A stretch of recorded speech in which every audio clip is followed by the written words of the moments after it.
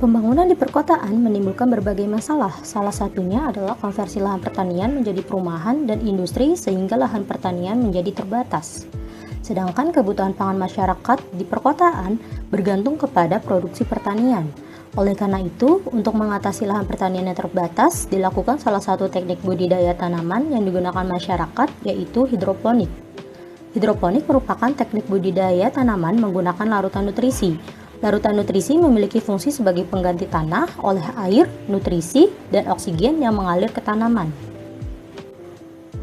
Salah satu sistem hidroponik yang umum digunakan oleh masyarakat yaitu nutrien film teknik atau yang disingkat NFT.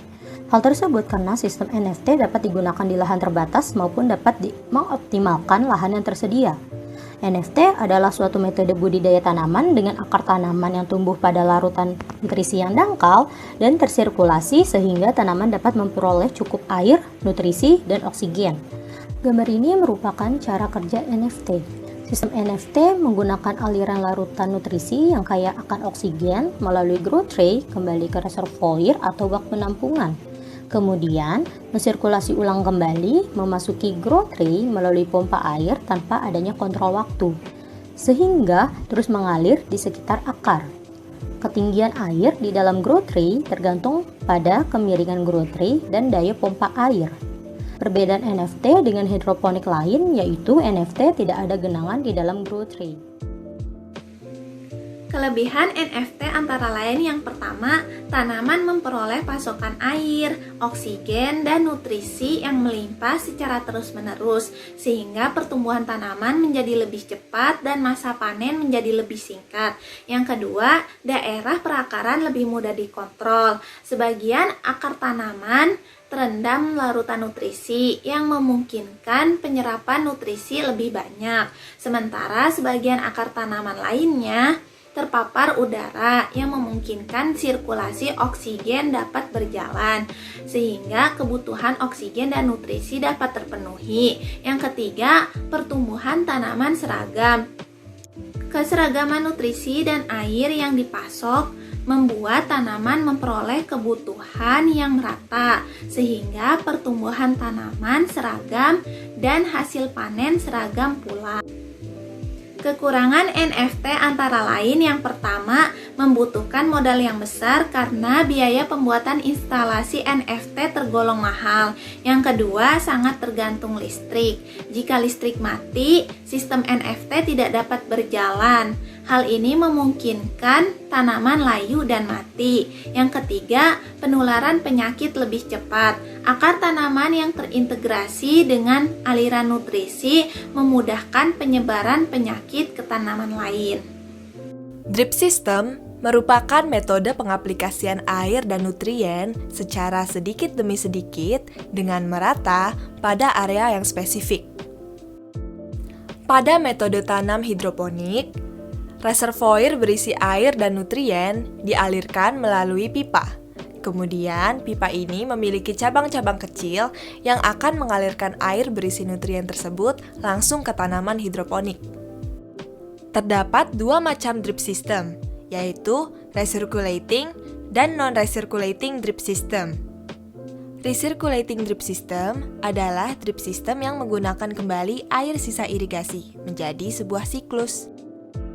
Nutrien dan komposisi kimia dari air sisa irigasi dapat berubah, sehingga pada jenis drip system ini, air yang dipakai kembali harus dikontrol nutrien dan pH-nya, serta tetap perlu diganti secara berkala.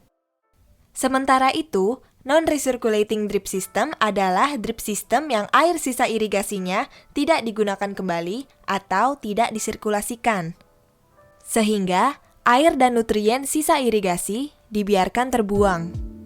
Keunggulan dari sistem irigasi drip yaitu pertama, persiapan lahan yang sangat sederhana. Kedua, sangat fleksibel dalam pengoperasian. Yang ketiga, cairan nutrisi ditetesi dan dialiri langsung ke setiap akar tanaman sehingga meningkatkan efisiensi nutrisi. Yang keempat, menghemat listrik karena cairan nutrisi dapat ditampung sehingga pompa tidak perlu dinyalakan selama 24 jam. Yang kelima, akar mendapat oksigen yang memadai karena akar tanaman tidak sepenuhnya tenggelam dalam air. Yang keenam, serangan gulma yang minim, karena pemberian air yang terbatas, jadi hanya di sekitar tanaman saja, sehingga menekan pertumbuhan gulma. Dan yang terakhir, meningkatkan pertumbuhan tanaman dan hasil panen. Adapun kelemahan dari sistem irigasi drip, yaitu keterbatasan biaya dan teknik. Karena dalam pembuatannya, sistem irigasi drip membutuhkan modal yang besar, serta teknik yang tinggi untuk merancangnya. Yang kedua yaitu, perawatan yang dilakukan harus intensif untuk mengurangi kendala dalam teknis. Dan yang ketiga, masalah pengairan dapat berakibat fatal karena jika sistem pengairan kering, maka pertumbuhan tanaman akan terhambat. Dan yang keempat, umumnya selang tetes yang tersumbat akibat adanya kotoran pada cairan nutrisi sehingga disarankan untuk memakai filter sebelum cairan nutrisi dialirkan. Selanjutnya, saya akan menjelaskan definisi dari aeroponik. Aeroponik berasal dari bahasa Latin aero yang berarti udara dan ponik yang berarti kerja. Aeroponik merupakan metode bercocok tanam dengan media udara. Aeroponik dilakukan dengan cara menyemprotkan kabut yang kaya akan nutrisi ke akar tanaman. Jenis tanaman yang dapat ditanam dengan teknik aeroponik biasanya merupakan tanaman dengan masa panen yang relatif cepat, seperti selada, kangkung, bayam, sawi kentang, wortel, dan ubi. Untuk kelebihan aeroponik, yang pertama yaitu hemat air, dikarenakan hanya diperlukan penguapan, setelah itu baru penyemprotan. Yang kedua, lebih berisiko rendah untuk terkena hama dan gulma. Hal ini dikarenakan posisi tanaman aeroponik yang jauh dari permukaan tanah. Yang ketiga, tidak bergantung terhadap musim, karena penanaman dapat dilakukan sepanjang tahun. Yang keempat, pengolahan lahan yang minim, dikarenakan media tanam yang lebih simpel sehingga lahan yang digunakan juga lebih sedikit. Dan selanjutnya, hasil panen yang bisa didapatkan lebih singkat dikarenakan pemberian nutrisi yang langsung ke akarnya sehingga tanaman akan tumbuh lebih baik. Untuk kekurangannya, yang pertama, tanaman aeroponik itu memiliki biaya yang relatif mahal. Hal ini dikarenakan fasilitas yang didapatkan juga tidak mudah. Yang kedua yaitu, untuk media dan peralatan itu juga susah didapatkan dibandingkan dengan penanaman tradisional. Dan yang terakhir yaitu harus menggunakan tenaga listrik yang kontinu untuk guna penguapan serta pemberian nutrisi. Secara garis besar, terdapat beberapa hal yang penting dalam suatu sistem aeroponik. Pertama, alat penyemprotan dan ukuran droplet. Akar tumbuhan memperoleh nutrien dari semprotan yang dikeluarkan dari nozzle atomisasi. Ukuran droplet yang diinginkan atau ideal berkisar antara 30 sampai dengan 100 mikron. Faktor selanjutnya adalah pH dan ECA meter. Air dan larutan nutrien berulang kali didaur ulang dalam sistem aeroponik. Karena ini, pengukuran secara terus-menerus dibutuhkan dalam penggunaan sistem aeroponik. Faktor ketiga adalah cahaya. Kualitas dan intensitas cahaya menyalurkan energi dan menyediakan berbagai respon fisiologi yang dibutuhkan untuk pertumbuhan tanaman. Lampu LED yang intensitasnya dapat diatur umum digunakan sebagai sumber cahaya pada sistem aeroponik. Keempat, temperatur. Kisaran suhu optimal untuk segala pertumbuhan tanaman berada pada 15 sampai dengan 25 derajat Celcius. Kelima, humiditas. Sistem ini membutuhkan humiditas sebagai komponen utama dalam pertumbuhan dan perkembangan. Keenam, konsentrasi oksigen terlarut. Sistem aeroponik menyediakan lingkungan oksigen yang paling bagus untuk pertumbuhan tanaman.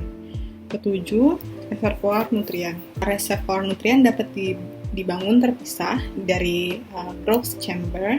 Reservoir nutrien juga bisa digabungkan dengan kontainer pertumbuhan. Nomor 8, frekuensi penyemprotan. Setiap tanaman memiliki waktu penyemprotan dan interval yang berbeda. Faktor yang sebelumnya dijelaskan membutuhkan monitoring yang canggih untuk meningkatkan efisiensi yang menyebabkan sistem aeroponik juga membutuhkan dana dalam jumlah besar.